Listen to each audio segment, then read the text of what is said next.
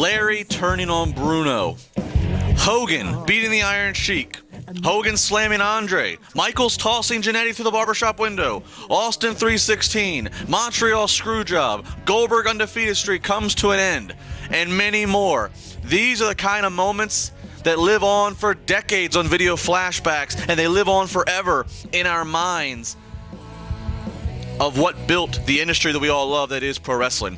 Last night, thank you, Daniel Bryan, was one of those moments.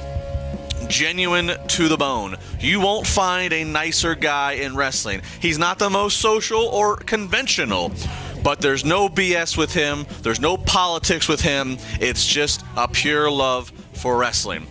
Bryan's farewell speech was bigger than Shawn's, Flair's, or Edge's. Not because he necessarily offered more than each or all of them to wrestling, but because of the scenario. Because it was so abrupt. We knew Flair and Michaels' retirements were coming based on the storylines. Edge was out of nowhere, but Edge also fulfilled his time and then some with a solid 15 years on WWE television. Daniel Bryan rose to the top 2 years ago through one of the most organic, maybe the most organic movement ever. And it was a fun ride to the top, but as soon as he got to the top, he began to fall. It was one obstacle after another, from the personal life passing away of his father to, of course, the injuries that he began to really battle and sideline him from WWE. The shortened WWE career and the context around all of this is a big factor to the emotion. Daniel Bryan touched a lot of people. The tears in the audience, they ain't no plants. Those weren't no indie workers. That's real tears. I believe Bryan meant every word he said, because that's the kind of person he is. He cares for his family and his future. However, it's all in the moment right now.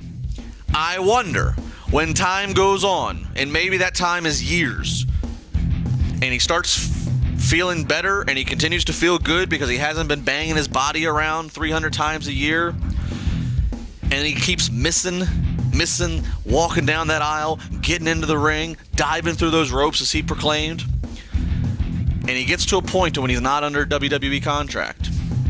I wonder, because I know the offers will come in. The offers will come in for a lot of money for just one big return. It could be on this continent. It could be on all around the world, another continent. But offers are going to come in, and I'm not so sure he can say no.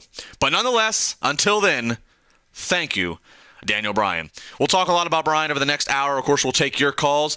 We'll talk about I'll get to share the experience of being in the room the first time you got to meet Connor. What a moment that was. We'll talk more about all the surrounding elements to this retirement, and we're going to end the show today by replaying an interview I did with Bryan back, I believe, in 2012. Very, very good interview, if I could say so myself. Very enjoyable to talk to him. We'll close the show out with that. 412-320-7925. Dial it up.